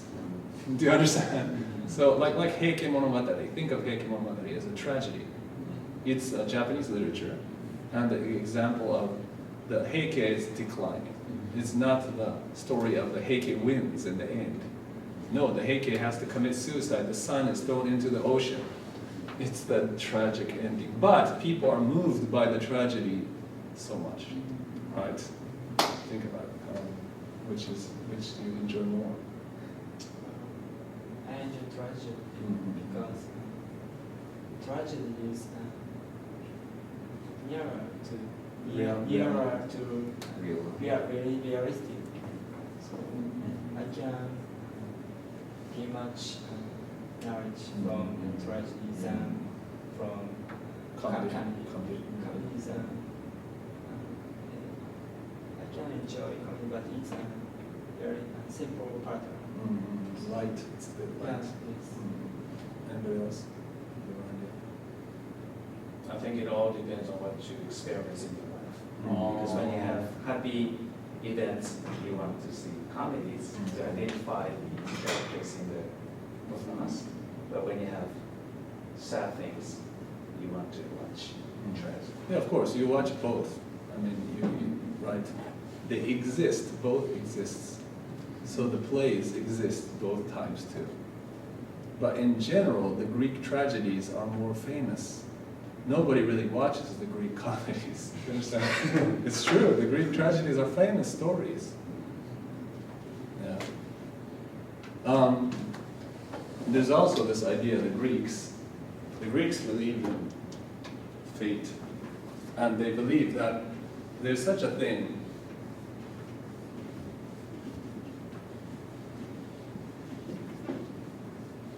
They called it the nobility of failure. So they believe that a human being, if he struggles, or she or he, usually he in Greece, struggles, but is defeated in the war or is ruined by their mistake, then they still have a noble quality even if they're defeated. Do you understand? This is true in Japanese literature too. Often Japanese literature is not happy stories. It's often sad stories or terrible tragedies, or right? And so this happens according to Greek philosophy because of the tragic flaw of the hero. Hero makes a mistake. Okay, do you understand that there might be one, like Achilles. Do you know Achilles? Achilles is the one of the great soldiers in the battle, but he's too confident that he will win. And so somebody realizes his weakness, the Achilles heel. That's where you get the Achilles skin, right? The Achilles heel is he has his weakness. His weakness is not the heel. His weakness is let's see, excessive pride. You think you are so strong. Do you understand? It's like I used to watch martial arts a lot and on the television. And there's some champions that are so strong, whatever martial arts they think. But after many years, there comes a time when they're defeated, right? Why? Because they think they're too strong. And then they're not paying attention, and somebody punched them, and somebody gets them, and then they're finished. You know, even the strongest athletes are like this. So that there comes a point where they are too confident about themselves, and they don't realize that they're getting old. If they're wise, they would quit and become a coach or something. But they keep fighting until they shouldn't be fighting people who are 20 when they're in their late 30s or 40s. They're not. It's a dangerous thing to do that. That reminds me of the ancient Chinese story anecdotes, the 生与和离患的故事。 Which one? 生与和离患。 Oh, okay. Yeah, 三位一 yeah. 三个是 Cold, yeah. I think even older than 三国志, that's 六国 cold or 六国. Yeah. It's a story of It's well, you can say that's the story of the failure of the heroes called 生与 cold. Yeah, so excessive pride is often the Greek tragedy, the story about the tragedy of the person. There's other reasons why the hero falls too. It could be an error in judgment, some mistake. They should have done this, but they make some judgmental error. Or there are many reasons. But the Greeks were interested in, sympathized with the failure more than the success. Do you understand? They sympathized with the failure more. And so that's why the Greek tragedies, I think, have survived to this day. It's part of the culture of the Greeks. But actually, the symposium, the story that I told you, I said there was two famous, the symposium that Plato wrote and Phaedrus. The symposium is a story about love, and it takes place in a dinner party. Somebody invites everybody here to a dinner party, and in the party, everybody is drinking but they don't drink wine in Greece. They think if you drink pure wine, you will go insane. They think that's very stupid. So the Greeks mix wine with lots of water, diluted by water. Yeah, so that you don't get so drunk. And the Greeks, only the barbarians, they say, the Germans, the barbarians drink pure wine, they say. Do you understand? So the Greeks were much more moderate than the crazy Germanic people up north. My ancestor, the north, who had long beards and long hair, who drank lots of alcohol, right? It's true, we are very strong. We have enzymes that a lot of Asians lack, that we can drink lots of wine and we don't get, it's probably survived. The people who drank a lot of wine survived. The enzyme to hydrolyze aldehyde. It's missing. Dehydrogenase. Sometimes for Japanese or Asian people, it's missing. Yeah. But anyway, we had a dinner party, and in this dinner party, everybody is drinking. But the guest of the dinner party decides to have a contest, not a contest, but he decides to ask everybody in the party, what do you think about love? What is the nature of love? And so everybody starts to talk about love. You understand? And then they talk about many kinds of love. There's not just one kind of love. There's the love between the father and son is a kind of love. There's a kind of love between the disciple and the sort of apprentice. You understand? That kind of love. There's a love between God and humans. That kind of love. And there's all kinds of different love. So each one starts talking about love. And Socrates is there too in the story. Socrates is So of course, Socrates is always the guy who's the smart guy, but he's always kind of a cynical guy. He's not the guy who's like, yes, yes, yes. He's not like this. Socrates is always like, he would be kind of like the guy like this. In my class, he'd be like a guy who's going like this. Not listening, but he's a really smart guy. You know, he actually has good ideas, but he doesn't show off. So Socrates talk about this, and then it turns out that through it they talk about physical love too, and Greece turns out to be bisexual, highly bisexual culture. I don't know if you know this, but the Greeks were very much homosexual and heterosexual. Not just that, but in the story of the symposium, Socrates is seduced by his student, male student. do you understand? Do you understand? So it's like I would be teaching my student and my young boy, not like you guys, but I would be teaching a junior high school boy, and my junior high school boy would try to have sex with me. It would be like this. Do you understand? So the famous philosopher Michel Foucault. Do you know Michel Foucault? Yeah, he's a famous philosopher. Foucault, yes, he's French. Foucault, anyway, Michel Foucault said that sexuality is a socially constructed thing. You know, okay? Do you understand? Yeah. It's socially constructed. 社会がそれを作っている、形成している。You understand? So it's not just a natural phenomenon. It's not the natural. You learn from society. Do you understand? It's not. It's my own nature. Yeah. Outside input. Yeah, it's outside input. So for example, if I had a man and woman and they were naked and I put them inside a cage for 1 year and they had no knowledge about sex, do you think they can have sex? Yeah, see? Do you understand?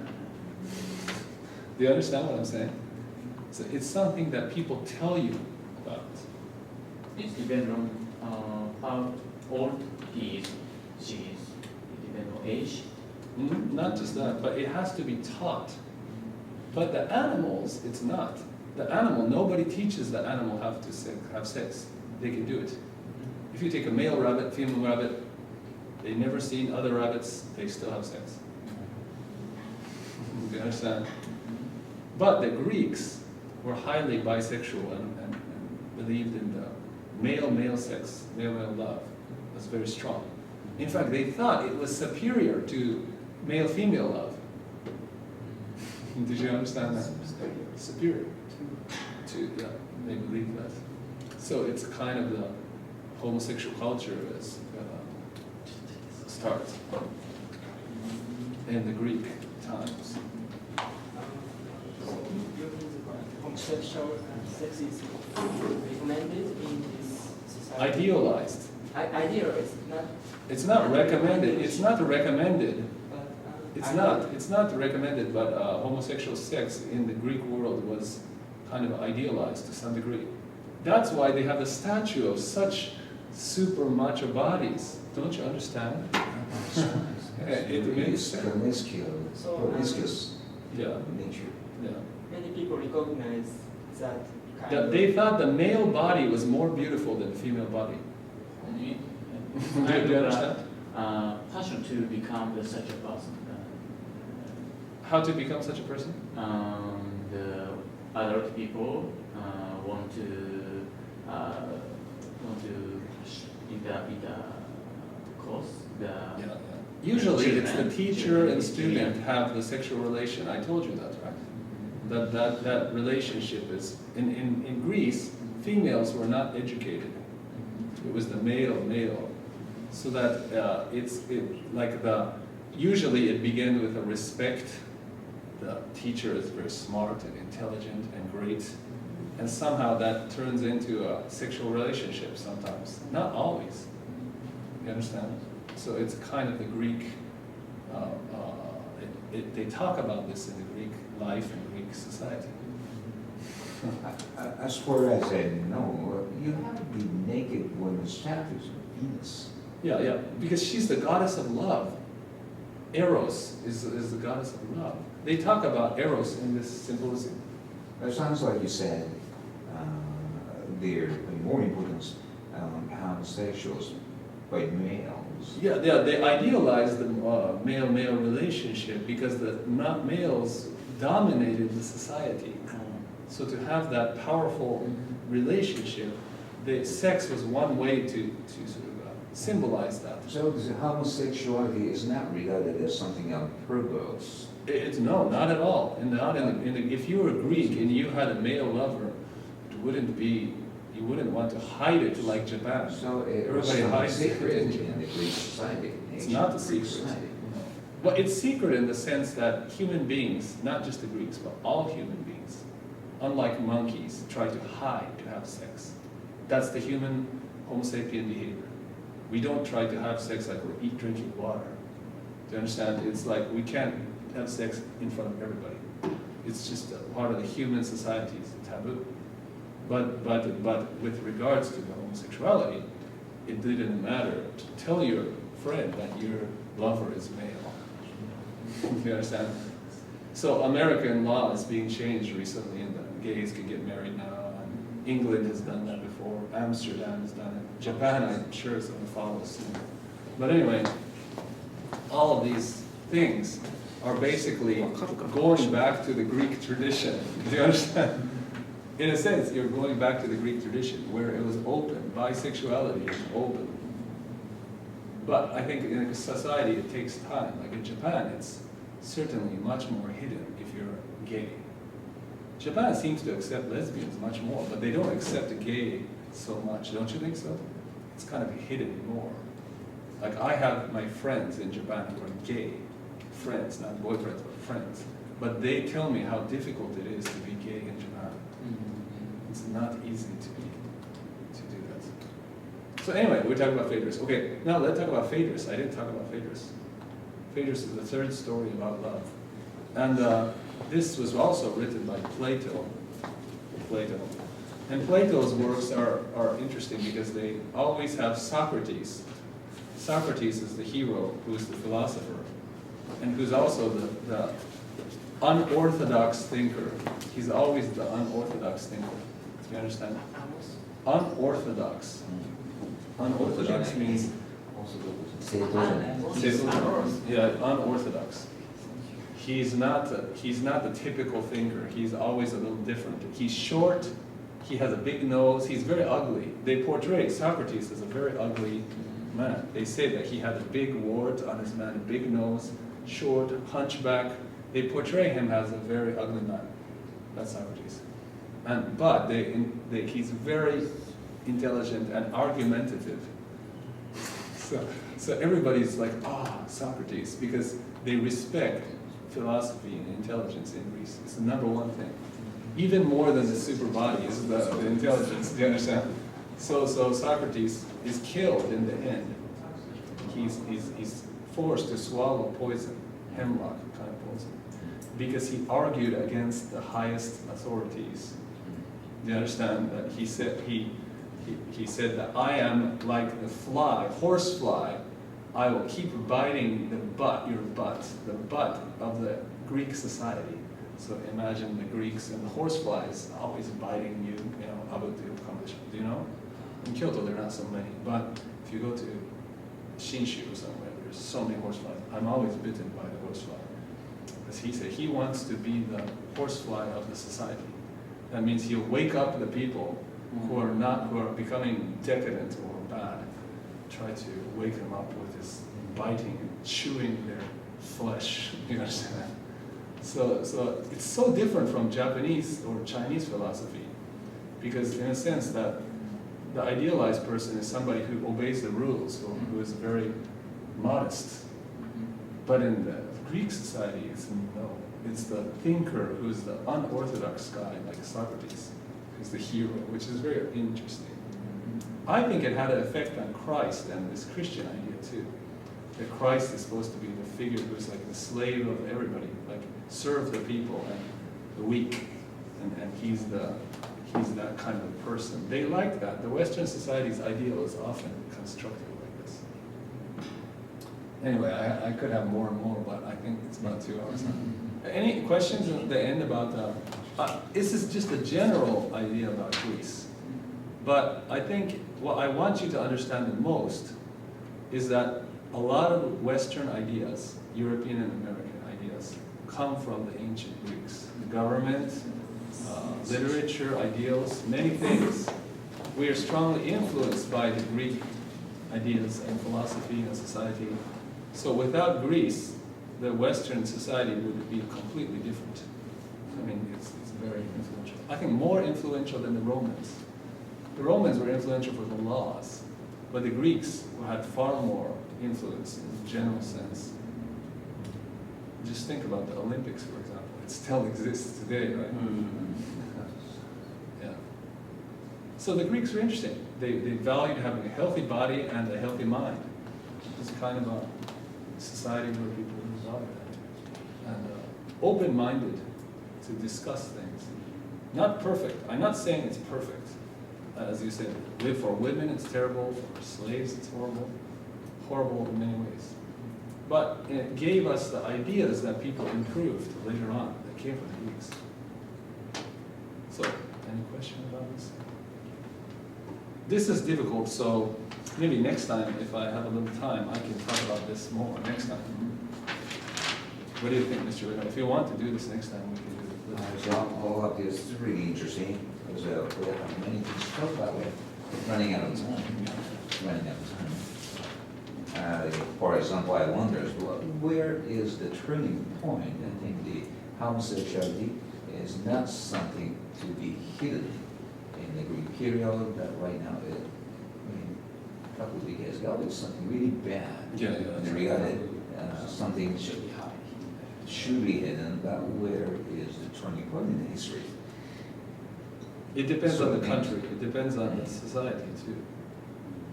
Japan in the Edo period, kabuki actors were homosexual, often prostitutes, male prostitutes. In the same in the West, the Western actors were often prostitutes. I don't know why. It was common to have actors who were like male prostitutes. China too. The Jingxi actors are also male prostitutes. Another thing is we talk about the ethics Oedipus complex. Oedipus complex. What about female? What about daughter? What about Yeah, daughter? they didn't talk about that in that play. I don't know about that. But yeah, that's one. Stuff like that. I think so. We got a lot of things to talk about. I think Tom's right now. It's really interesting. But I can talk more about these things next time, because I think I don't feel that I'm doing justice to Greece if I do it just one time. It's too big a subject to, I could talk about each of the different historical periods, and each period is interesting. I just like Greece, that's all. I find that it's an interesting period to talk about. And we assume that the old people in the old days were backward and stupid, but you realize that's not true when you talk about the Greeks. That's interesting because I thought you were an expert in the Oriental histories. I study all different histories. I'm interested in all. I'm interested in having a macroscopic perspective. So I like to study everything, the whole picture. I don't like professors who just study like Heian Maki no Shoei, but that's just narrow-minded in my opinion. I know people like that, but my colleagues, they're like Kyodai professors who Heian Maki no Shoei ni Issho Sotogeru, just like, I can't believe that. Well, it's like medicine. It's like medicine. It used to be Oh, yeah, years yeah. ago, and when a professor is focusing on what they're doing, and because the experts and the oncologist don't know how to handle just You're right. simple combo. You're right. But things are changing, and the words recently is the young girls is really excellent in handling those general aspects in business. Yeah, if you're an ER expert, if you have to deal with everything, right? I mean, you have to be able to deal with all different crises. My colleague, a former friend, is a geriatric specialist. And if you're into geriatrics, that means old age, study of aging people. That means you have to know everything, because geriatrics includes all the diseases, all the different things. Yeah. Well, the medical education is having through concept revamp, so it's getting better and better. So the education is happening. And school is a much Are better you than still a I student, have. or are you a doctor now? I'm a student. Oh, okay. Yeah, it's interesting, because in Japan also, you start studying so young, whereas in Western countries, or America at least, you don't go to medical school until you finish. So it's much older when you become a doctor. It takes more time. Many of my friends become doctors when they turn 40. It's about the age where they become a doctor. Yeah. Japan is so young. If you start at 18, that means you'll be finished. But what do you think? That test is a difficult American medical the exam that you were studying for all those Well, when years? I was back in the days when I was 10 years ago. students, I think it's a bit what they say is the medical education in the United States is excelling and far better than the Japanese. I think things are changing and they're revising the Japanese medical education, so things are getting a lot better Mhm. right now. But I always think when I talk about history, I want to tell people that history is now. That history, you think of history as something that's already over, something that's past. But that's not true. That's not true. That we are living right now. Lessons from the history. Yeah, history is it's present right now, and we will be history too. So I always tell my students, I say, if you laugh at history, history will laugh at you at the end. Understand? If you laugh at the history and play with your keitai denwa and don't listen to anything I'm saying, someday people won't care if you get hit by a car or get in a rest home. They're not going to care at all. You see, the history is far more influential than you think. So I'm always trying to get the young people to take it more seriously. The past is a very serious business. Yeah. Past is serious. Okay.